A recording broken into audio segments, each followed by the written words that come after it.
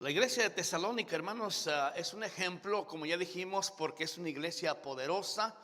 Puede ser, hermanos, que no vemos otra iglesia de este ejemplo que podamos ver aquí en la Biblia. Hay buenas iglesias que se menciona acerca de sus convicciones, pero esta iglesia es una iglesia muy poderosa. Nuestro deseo, hermanos, es que Dios edifique nuestra iglesia, que Él sea el que la saque adelante, que Él sea el que se glorifique a través de ella y no ninguno de nosotros. Hermanos, siempre ha sido nuestro deseo que si algo sucede en este lugar, no sea porque alguien se lleve lo que es el reconocimiento, sino que podamos decir Él fue el que lo hizo. Y que podamos nosotros cantar victoria, porque a veces suceden cosas en las cuales nosotros no sabemos ni cómo pasaron, pero sabemos que fue la mano poderosa de Dios. Una iglesia poderosa no es la que reúne más gente el domingo y después pues nada se sabe de ellos, sino que una iglesia poderosa es aquella que trabajan juntos en armonía en el propósito de lo que el Señor Jesucristo vino a hacer en este mundo. Escuchen, hermanos, una iglesia poderosa es la que cumple con el propósito de nuestro Señor Jesucristo, anunciando el evangelio en medio de cualquier situación. No importa la tribulación, no importa las necesidades, no importa, hermano, que haya pruebas. La iglesia poderosa es aquella que prosigue hacia adelante, a pesar de que a veces hay tragedias, a pesar de que a veces hay necesidades, seguimos con paso firme. Escuche, la iglesia de Tesalónica nació en medio de una tribulación. En realidad, si vamos a Hechos capítulo 17, versículo número 5, encontraremos lo que es esta iglesia en sus primeros días. Vayan allá por favor a Hechos capítulo número 17 y leeremos por favor el versículo 5 al 7. Dice así la escritura en el 5 al 7. Dice: entonces los judíos que no creían, teniendo celos, tomaron consigo algunos ociosos hombres malos y juntando una turba, alborotaron la ciudad y asaltando a la casa de Jasón, procuraban sacarlos al pueblo. Pero no hallándolos, trajeron a Jasón y algunos hermanos ante las autoridades de la ciudad, gritando: estos que trastornan el mundo entero también han venido acá, a los cuales Jasón ha recibido, y todos estos contravienen los decretos de César, diciendo que hay otro rey, Jesús. Cuando el evangelio llegó a Tesalónica, hermanos, llegó en medio de esta trifulca que se armó aquí. O sea, cuando llegan los apóstoles, ellos comienzan a predicar el evangelio. Entonces uno de los recién convertidos, llamado Jasón, que dice Jason, allí lo recibió en su casa para tener un estudio de la Biblia, para poder hablar de la palabra del Señor. Entonces los judíos, hermanos, que siempre se oponían, ellos cayeron así de improviso y ellos comenzaron a instigar a todo el pueblo que sacaran a esas personas, que los metan a la cárcel, y aún los asusaban a que fueran muertos por causa de traer el evangelio, los cuales dice que trastornan todo el mundo. Habían llegado a ese lugar. Mire, hoy sucede esto en los estados del sur de México. Suceden casos como estos, donde la gente religiosa no quiere que se hable de Jesucristo y muchos son puestos en la cárcel, se les cobra una multa, algunos son golpeados con varas y algunos hasta sufren la muerte. ¿Por qué, hermano? Porque hay personas que defienden ni siquiera lo que saben y defienden una religión que no puede salvar a ninguna persona y que no da ninguna esperanza. Aquí nos dice la Biblia que los que alborotaban la ciudad fueron los judíos mismos que residían allí y que no creían en las palabras de los apóstoles. Entonces encontraron gente ociosa para asaltar y aún matar, si fuere posible, a los que se convertían en Cristo. Hermano, esto mismo sucedió en la Inquisición, que los católicos llamaron la Santa Inquisición, que en realidad no tiene nada de santa, más bien es diabólica. Lo que ellos hacían, hermanos, es que sacaban presos de los que debían condenas largas y les pagaban, y ellos eran como sicarios para poder ejecutar a todos aquellos que estaban en contra de su creencia.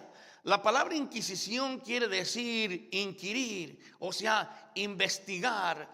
Quiere decir que había un tribunal en el cual se traía personas, se buscaba personas, se les investigaba Y si no creían en su religión, entonces eran torturados, eran martirizados y muchas veces llegando a la muerte por causa de una religión que no tiene esperanza, que no tiene salvación. Y muchos de nuestros hermanos murieron sacrificados por causa de mantenerse firmes en la fe.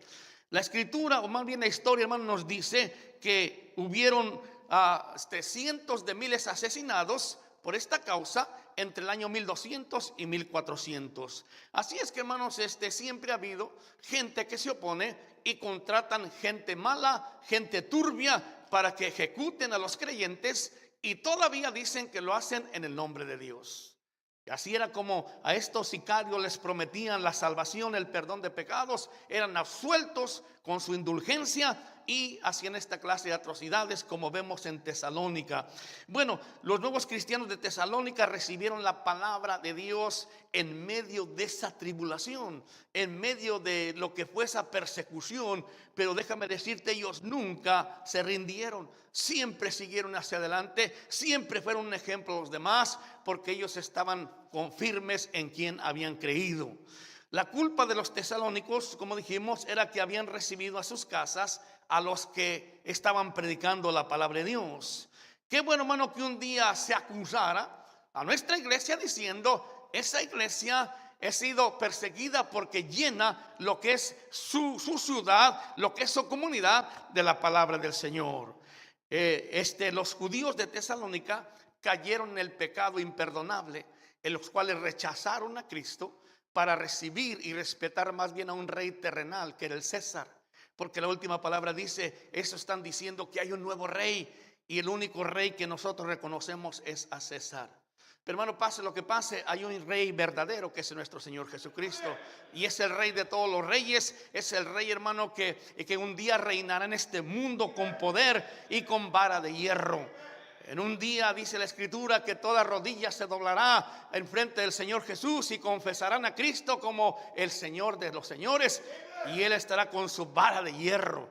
Yo me imagino, hermano, esta vara de hierro es esa varilla que ponen las construcciones, y algún por allá pelado medio rebelde a lo lejos le agarrará con su vara: arrodíllese allí, porque yo soy el rey de todos los reyes. Los judíos, hermano, cometieron el pecado imperdonable, que es rechazar a Cristo. Eso es lo que habla la escritura acerca de que hay un pecado que no se puede perdonar, y ese es lo que es la incredulidad. Pues vamos a ver, hermanos, en esta iglesia, que es la iglesia poderosa, tres características de esa iglesia que nos va a nosotros ayudar a entender lo que es una iglesia poderosa. Primeramente, imitadores de los mejores ejemplos. Ellos eran imitadores de los mejores ejemplos. Leemos versículo 6. Si regresamos allá, hermanos, por favor, a Filipenses capítulo 1, versículo número 6, dice así la escritura: y vosotros vinisteis a ser imitadores de nosotros y del Señor, recibiendo la palabra en medio de gran tribulación, con gozo del Espíritu Santo. Ya nosotros vimos acerca de esa tribulación, y también vimos que la recibieron con gozo. Pero mira, hermano, como creyentes personalmente tenemos a Pablo y a los primeros creyentes, y también tenemos a nuestro Señor Jesucristo como ejemplos. Hermano, nadie puede ser ejemplo hasta que se acaba su vida, en realidad. A muchos les escriben libros y todo eso cuando están con vida, y de repente por ahí fracasan, entonces no fue un buen ejemplo.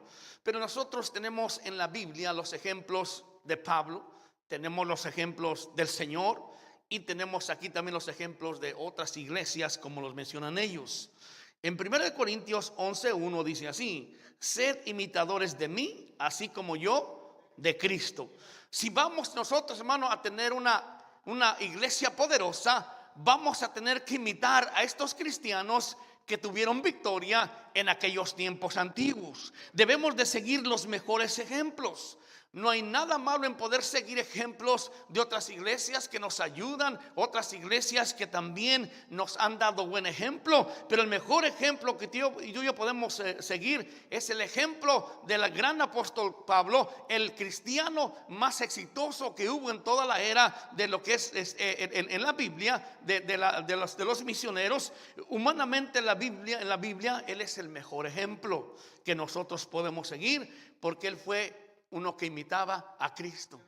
Imitaba a Cristo. Así es que con toda confianza usted y yo debemos de imitar a Pablo, porque él imitaba a Cristo. Pero también tenemos el ejemplo de la iglesia de Tesalónica. Esta iglesia también imitaba a otras iglesias que se encuentran en el capítulo 2. Si le da una vuelta ahí a la hoja, quizás, o a lo mejor está ahí mismo, pero versículo 14, el 2:14 dice así: porque vosotros, hermanos, vinisteis a ser imitadores de las iglesias de Dios en Cristo Jesús, que están, ¿en dónde, hermanos?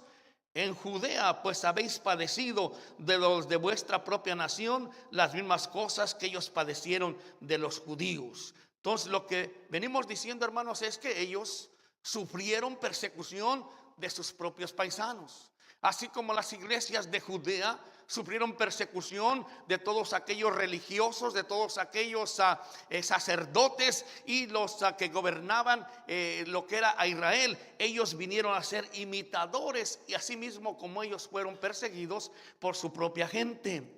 Para que una iglesia sea poderosa, algunas veces tiene que experimentar ciertas pruebas que son difíciles de pasar. ¿Por qué, hermano? Porque en realidad Dios quiere ver quién está por Cristo y quién no está. Y muchas veces cuando pasa algo en una iglesia donde hay, hermano, persecución, donde quizás hay un problema grande y tenemos que ajustar las cuentas, entonces personas muchas cobardemente se alejan, dejan las cosas de Dios porque no están listos para poder participar de lo que es una iglesia que es poderosa. Porque Dios, hermano, así trabaja. Entonces muchas veces cuando Él trata con lo que es la iglesia, habrá casos en los cuales algunos no soportarán. Entonces los tesalonicenses fueron imitadores de los mejores ejemplos, imitadores de Pablo, imitadores de Cristo, imitadores de las iglesias que sufrieron de su propia nación. Pero tenemos también que ellos, número 2, se pusieron a predicar el evangelio. Se pusieron a predicar el evangelio. ¿Qué es lo que tenemos que hacer cuando viene la prueba? Tenemos que predicar el evangelio. Versículo 8, 1 Tesalonicenses 1:8 dice así: porque partiendo de vosotros ha sido divulgada la palabra del Señor, no solo en Macedonia y Acaya, sino que también en todo lugar vuestra fe en Dios se ha extendido, de modo que nosotros no tenemos necesidad de hablar nada. Estos hermanos no se limitaron a ganar almas solamente en su región. No se limitaron solamente a hablarle a sus parientes. No se limitaron solamente a hablar a sus conocidos, sino la escritura dice que se extendieron a otras ciudades en Acaya y también en Macedonia. De modo que muchas personas escucharon el evangelio de parte de estos hermanos que habían recibido la palabra en gran tribulación, en problemas. Que no se supone que estos dijeron: no, pues no vale la pena sufrir. Mira, nos meten presos, nos golpean, mejor vamos a llevar una calmadita. No, estos hombres fueron y buscaron no solamente gente de su etnia, no solamente gente de lo que era su ciudad, sino que ellos hablaron a toda persona. Nuestro trabajo, hermano, nuestro deber es hablarle a cada persona, no importa su color, no importa su etnia, no importa su país, su nación, no importa qué clase de personas. El deber, responsabilidad de todo cristiano es hablar de la palabra del Señor a todos los que nos encontramos por la calle. Por eso esta iglesia es una iglesia poderosa, porque ellos se dedicaron a hablar la palabra del Señor. Ellos no esperaron un curso para que les enseñaran cómo predicar. Ellos no esperaron, hermano, los meses para decir: quiero madurar un poquito, quiero crecer un poquito, es que soy muy nuevo en las cosas de Dios. No, hermano, usted cuando entiende lo que es que Cristo le ha salvado, está listo para hablarle a otro del Señor. Mira estos tesalonicenses. Ellos, hermano, después de que salieron de la cárcel, Jasón y los demás, ellos comenzaron a predicar la palabra del Señor. ¿Cuántos dicen: yo soy muy nuevo para hablarle a alguien de Cristo? Hermanos, si ustedes recuerdan, el apóstol Pablo dice que una vez que recuperó la vista y ya estaba hablando con todos los demás, refutando y mostrando que Cristo es el Mesías. Mira lo que dice Pablo. Cuando ellos llegaban a alguna ciudad de Acaya y de Macedonia, estas eran sus palabras: de modo que nosotros no tenemos necesidad de hablar nada. ¿Cómo es posible? O sea, llegamos y juntamos la gente en la plaza y ellos dicen: nosotros ya hemos escuchado, nosotros ya somos salvos. Bueno, ¿quién les habló? Pues seguramente los testigos de Jehová no. Fueron los nuevos cristianos nuevecitos. Aquellos que estaban en amor con el Señor, ellos fueron los que le hablaron a todos los demás, los creyentes de Tesalónica. Qué tremendo trabajo el de esta iglesia. Que estos en realidad dieron su vida, su tiempo para seguir trabajando en el Evangelio de Cristo. Hermano, por eso es una iglesia poderosa. Ninguna iglesia puede ser poderosa si no predica el Evangelio de Cristo. Puede que a lo mejor junte mucha gente, puede que a lo mejor tenga buenos programas, pero una iglesia que no predique el Evangelio de Jesucristo, es más, ni siquiera es una iglesia, porque el Señor fundó esa iglesia para ir y predicar a toda criatura. Y cualquier iglesia que no obedece este mandato simplemente no cumple con lo que Dios mandó a sus discípulos de ir y hacer discípulos a todas las naciones. Esta iglesia también llegó a ser ejemplo a otras congregaciones. Mira, ahora es ejemplo. Ellos no solamente siguieron el ejemplo de las de Jerusalén, de Judea, sino que ahora es ejemplo. Primera Tesalonicenses 1:7 dice así: de manera que habéis sido ejemplo a todos los de Macedonia y de Acaya que han creído. Entonces ellos llegaron a ser un buen ejemplo. Hermano, nuestra preocupación, hermano, no debe ser tanto qué tanta fama podemos tener, sino que nosotros podamos ser inspiración para otros, para que otros puedan llevar el Evangelio de Cristo. Entonces ellos inspiraron a otros también. Qué bueno que un día se dijera: este cristiano, este hermano me inspiró para que yo pudiese ser alguien que predique el Evangelio. Que dijeran: esta iglesia ha sido un ejemplo para que podamos seguir como otras iglesias. No para jactarnos, sino para honrar a Cristo. Todo lo que hacemos aquí en la iglesia, hermano, es con ese propósito de honrar el nombre de Cristo. Que Él sea el que reciba la honra y gloria. El día que nosotros busquemos fama, el día que busquemos reconocimiento, en ese día Dios nos suelta y dice: pues si tú quieres ser así, vámonos. Pero Dios, hermano, bendice a aquellos que le dan la gloria al Señor, aquellos que le sirven por amor a su nombre, por agradecimiento y no por buscar algún provecho personal, algún provecho del grupo de la iglesia. Hermano, jamás eso no pasará. No queremos que Dios nos suelte, no queremos que Dios nos rechace, queremos que Él siga obrando en nuestras vidas. Una iglesia poderosa imita los mejores ejemplos. Una iglesia poderosa se pone a predicar el Evangelio.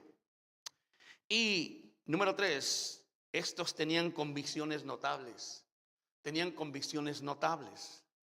Dice la Biblia en 1 Tesalonicenses 1:9: porque ellos mismos cuentan de nosotros la manera en que nos recibisteis y cómo os convertiste de los ídolos a Dios para servir al Dios vivo y verdadero.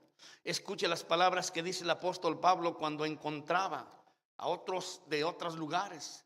Y decían: ellos dieron testimonio de cómo ustedes les predicaron en la tribulación y ellos recibieron la palabra de Dios. El más siguiente versículo dice que la recibieron como palabra de Dios. O sea, ellos no dudaron, no comenzaron a ponerse a investigar de que esa palabra que ustedes traen, que quién se las dio, sino que ellos la recibieron como lo que es palabra de Dios. Escuche, el Evangelio es palabra de Dios.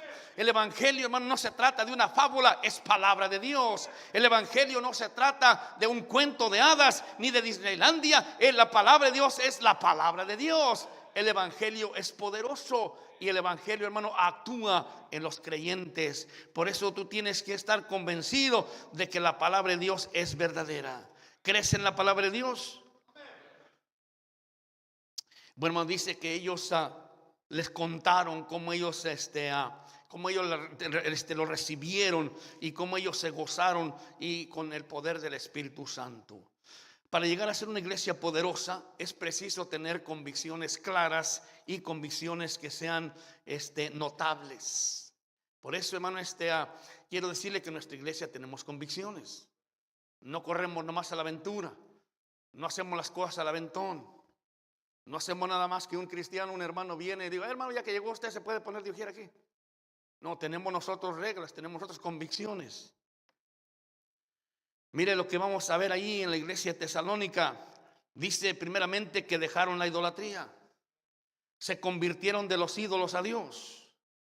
Los que hemos creído tenemos la convicción de que un ídolo nada es.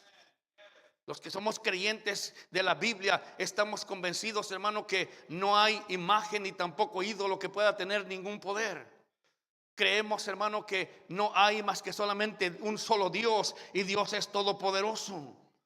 No tenemos nada en común con los ídolos mudos que no escuchan ni hablan y que para poder trasladarse de un lugar a otro los tienen que cargar.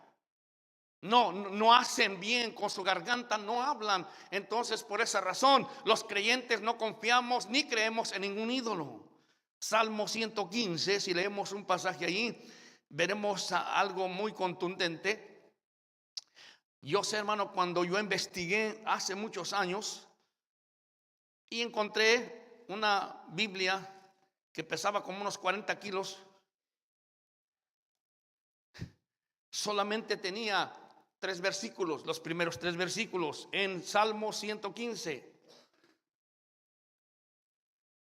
Pero era la que estaba abierta ahí para espantar a los malos espíritus. Pero Salmo 115 dice así. O sea, esta Biblia que yo te digo tenía los primeros 3 versículos que dice: no a nosotros, oh Jehová, no a nosotros, sino sino a tu nombre da gloria, por tu misericordia, por tu verdad. Porque han de decir tus gentes, ¿dónde está ahora tu Dios? Y luego el 3, nuestro Dios está en los cielos, todo lo que Él quiso ha hecho. Se termina el Salmo 115. En esta iglesia así de 30 kilos que yo encontré. Pero sigue diciendo el versículo 3.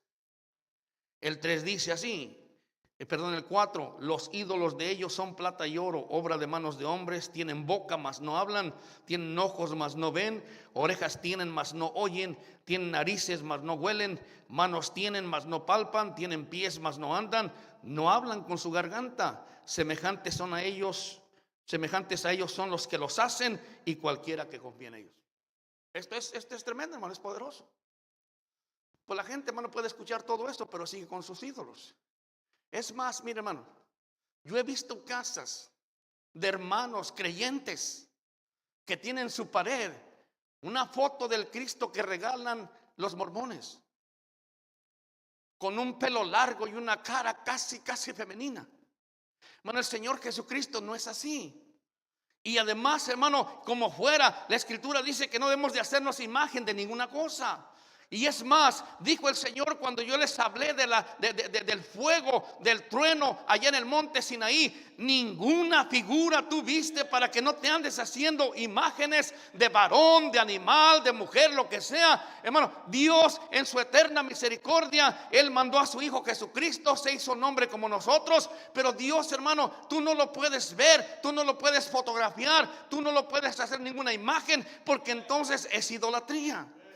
Pero hermano, hay incluso cristianos que cargan crucifijos en sus pechos para como si fuera una suerte o un talismán. Déjame decirte, Cristo no está crucificado, Cristo está vivo. Él no está en una cruz. Nosotros no adoramos la cruz, adoramos al Cristo de la cruz, que un día fue resucitado. Por eso, hermano, dice la Escritura que estos hermanos de Tesalónica, ellos se convirtieron de los ídolos. En otras partes le dieron vuelta a los ídolos para encontrarse con el Dios verdadero. Y hermano, eso es lo que tenemos que entender. La salvación viene, no que te arrepientas de todos tus pecados, sino que tú le des la vuelta, te arrepientas de creer en esos ídolos, en esas imágenes, para poner tu confianza plenamente en aquel que dio su vida por ti. Entonces la Escritura dice que aquellos dejaron la idolatría.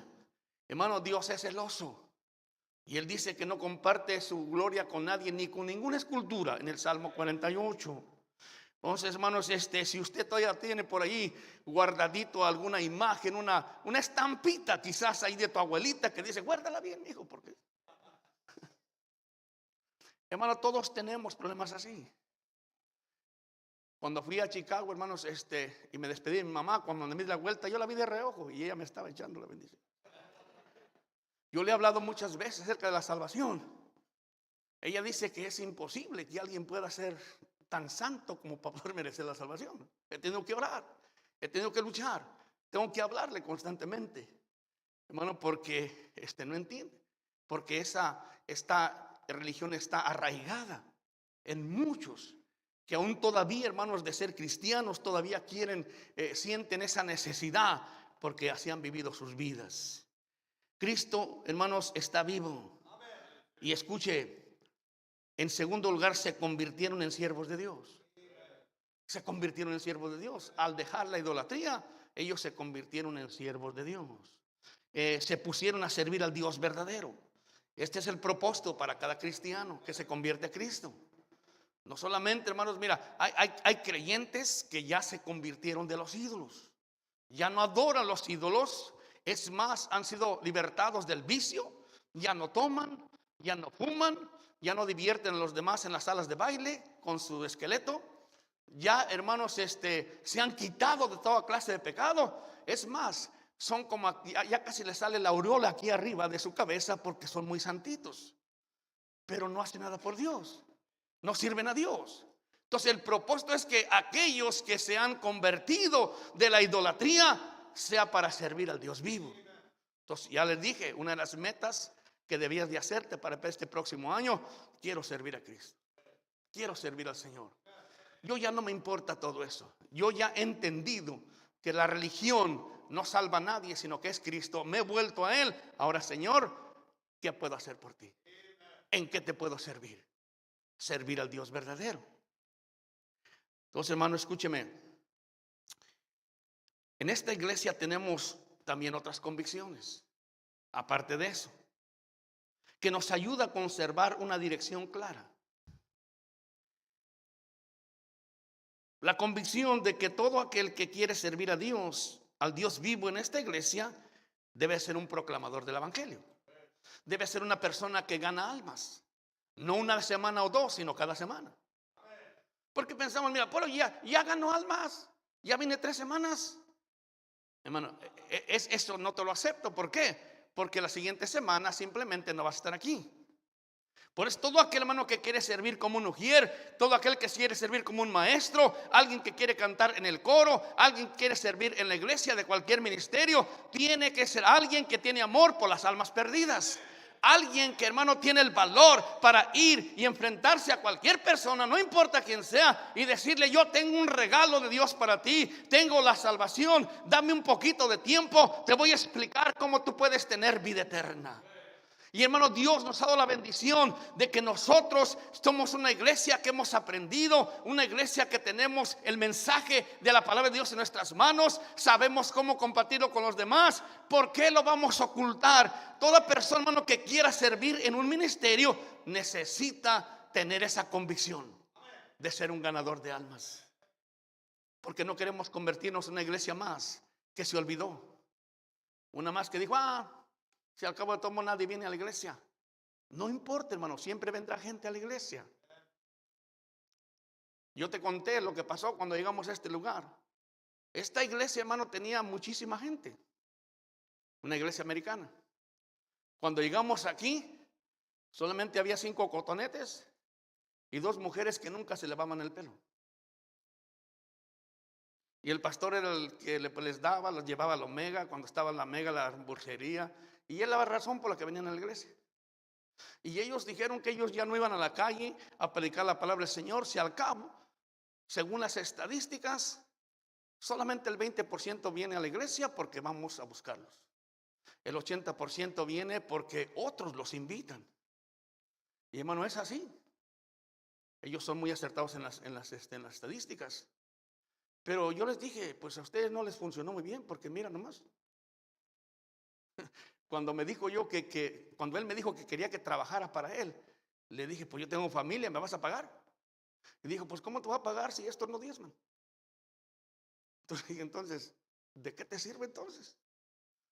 En este púlpito solamente se encendía una lámpara para él. No se encendían esas luces porque no se alcanzaba a pagar el bill. Así que nomás la única luz que había era en este púlpito y donde estaba el piano su esposa. Entonces cuando nosotros llegamos, para ellos era una bendición en realidad, pero no supieron aprovechar. Entonces yo le dije: mira, la razón por la que ustedes, el Señor los dejó de la mano, es porque dejaron de hacer lo más importante, que fue ir a la calle a traer el 20%, y el Señor envía de muchas otras partes el otro 80%.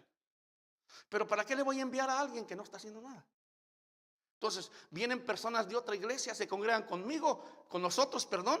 Es que el Señor los mandó a la iglesia, porque nosotros nos mantenemos fieles yendo a la calle a predicar la palabra del Señor. Y si viene el 20, el 30%, qué bendición. Pero el Señor dice, siempre la iglesia que se mantenga haciendo mi voluntad, el propósito de ganar las almas, yo la voy a bendecir. Así es que, hermanos, esta es una convicción para ponernos a servir al Dios verdadero. La convicción, hermano, de que todo aquel que quiera servir al Dios vivo en esta iglesia debe ser un proclamador del evangelio. Eso va a ser siempre así. Tenemos también la convicción de que la mujer debe vestirse femeninamente y el varón varonilmente. Es una convicción que nosotros tenemos para conservar una iglesia, hermano, que sea poderosa. Ahora y esta convicción no es solamente que los varones se vistan correctamente, las mujeres se vistan correctamente en la iglesia, sino en todo lugar. En la calle, en su casa, con sus vecinos, donde quiera. Esa es una convicción. No nos acomodamos a este mundo. Que si alguien saca una moda, entonces ahí van las hermanitas a vestirse con vestidos que tienen picos por donde quiera.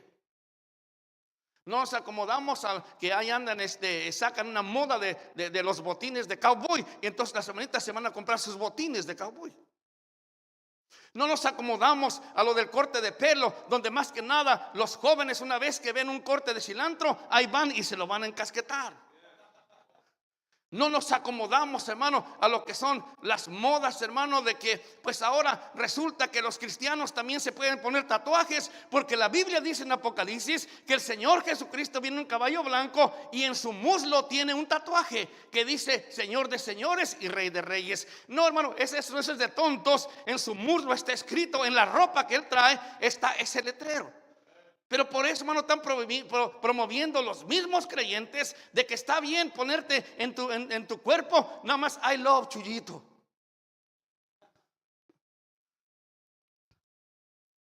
No importa lo que te pongas. No importa lo que digas, me voy a sacrificar por Cristo, voy a ponerlo aquí en el pecho. Hermano, la Biblia dice que un creyente no debe ponerse señales en su cuerpo, no debe de hacer señales, porque eso, hermano, era de los pueblos que estaban los cananeos en aquel tiempo. Entonces tenemos la convicción, hermanos. En la Biblia existen, hermanos, muchos ejemplos, pero tenemos la convicción de que la iglesia debe de ser liderada por hombres, no por las mujeres. Ahora déjeme decirte, para Dios no hay diferencia. Usted como mujer tiene el mismo valor que un hombre. Él dice que no hace diferencia ni entre hombre y mujer, pero entiendan que Dios ha dado un rol diferente al hombre y a la mujer. Fue su idea que el hombre sea líder de la casa, la cabeza del hogar, y la mujer debe sujetarse. En la iglesia tiene que ser liderada por hombres. Por eso, hermanitos, portaos varonilmente. No sean llorones, ni chillones, ni quejumbrosos con sus mujeres. Es que el pastor nos exige mucho. No, cállate la boca. Porque tu esposa quiere un hombre que aguante. Un hombre que sea hecho de hierro. Más que este Superman, que es el hombre de ¿cómo se llama? De acero. Aguántate. Te da un moquillo y ya está ahí chillando. Vieja, sabes de que no voy a ir a la iglesia. Tú llévate a los niños. Te voy a decir una cosa, hermano. Tienes que pensar en esto. Cuando un niño se enferma, la mujer se queda a cuidarlo y el hombre viene a la iglesia. Eso es de ser un hombre líder de su casa, de su hogar. Pero hermano, es que yo le cambié el pañal al niño. Yo no sé, hermano, pero no me enseñaron eso. Yo nunca, una sola vez le cambié el pañal a uno de mis hijos. Y no lo volví a hacer, hermano, porque mi esposa duró más en limpiar todo lo demás. Pero hoy hay escuelas para enseñar a los padres cómo cambiar los pañales. Yo digo, ¿por qué inventaron eso? Pues es que prevén que la mujer se va a ir a trabajar y te va a dejar el niño. A mí nunca me enseñaron eso. No me enseñaron a planchar. No me enseñaron tampoco a lavar la ropa. A mí me enseñaron a escarbar.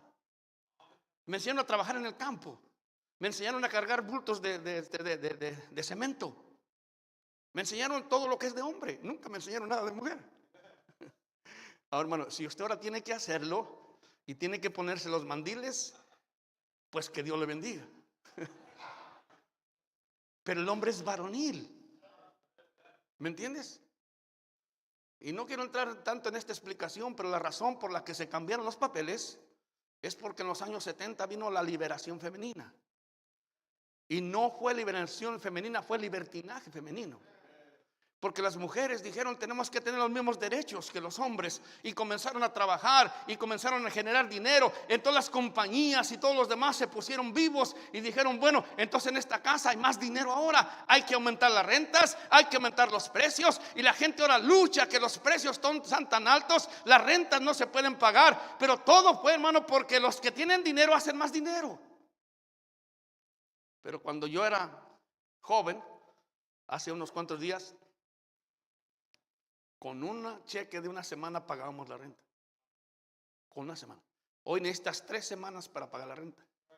Y te queda un triste cheque para poder comprar comida, para poder comprar ropa, para poder cualquier otra cosa. Y luego a algunos de ustedes les gusta mucho comer McDonald's y todo eso. Pobrecita su calavera. Está bien difícil la situación. Pero la iglesia, hermanos, Dios la puso para que sea liderada por hombres que lideran también sus hogares. Por eso la Biblia no aprueba predicadoras. No hay pastoras. Es una revelación completamente en contra del principio de Dios.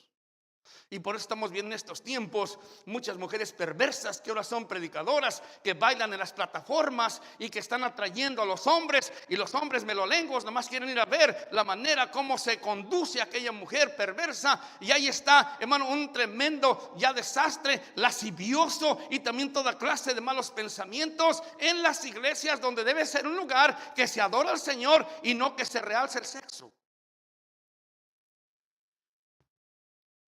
Entonces tenemos la convicción, hermanos, de que tanto el hombre como la mujer deben de tomar su lugar.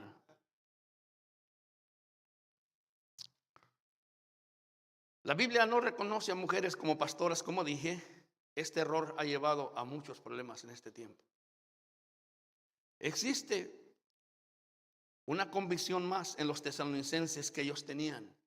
Está en el versículo 10. Y esa convicción es su firme esperanza. Su firme esperanza. Primera Tesalonicenses 1:10. Y esperar de los cielos a su Hijo, al cual resucitó de los muertos, a Jesús, quien nos libra de la ira venidera. Firmes en su esperanza. Dice la palabra del Señor que primeramente ellos estaban esperando a Cristo. Escuche, el próximo evento más grandioso de este mundo es la aparición del Señor Jesucristo. Cuando aquel día, hermanos, suene la trompeta y se abran los cielos y entonces el Señor aparezca con las nubes, es el evento que nosotros esperamos más importante, porque ciertamente el Señor volverá. Y Él regresará por su iglesia. Y de acuerdo a la situación que estamos viviendo, el Señor ya se ha colmado hasta aquí acerca del pecado que se está llevando a cabo, de tanta perversidad. Ya está pronto que el Señor se asome y venga por su iglesia, para entonces dar retribución a todo aquel que rechazó al nombre de Jesucristo. Así es que, hermanos, nosotros no estamos esperando ya más cosas, más profecías. Esperamos a Cristo. Y también dice: el cual está vivo, pues ha resucitado. Tenemos, hermano, la bendición de tener un Dios que está vivo, como está mencionando todo aquí. Alguien, hermano, dice la Biblia que en Apocalipsis dice: es el que estuve muerto, pero ahora vivo por los siglos de toda la eternidad. Cristo es la única persona que se levantó de los muertos. Por eso es el único que tiene el poder para dar salvación a todo aquel que cree. Mira, ninguna otra persona se ha levantado de los muertos, solamente Jesucristo. María, siendo una mujer muy virtuosa, ella todavía está en la tumba esperando el día de resurrección, cuando Cristo venga. Y ella tiene esa esperanza, aunque está en el cielo, porque fue una mujer virtuosa, creyente del Señor. Pero un día su cuerpo tiene que resucitar, para entonces estar con el Señor, que fue su Hijo en la carne. Y así cualquier otro de los que puedan mencionar, que Santo Tomás, que Santo Elías, o lo que sea. Todos ellos murieron. Por eso, hermano, como dice la Escritura, pues es un engaño de que alguien pueda hablar con un retrato. Mira, esto, mira, ten esta convicción. Tú no puedes hablar con tu papá que murió. Eso es invocar los muertos. El que está muerto, muerto está. No le tengas miedo tampoco a los muertos, tenle miedo a los vivos.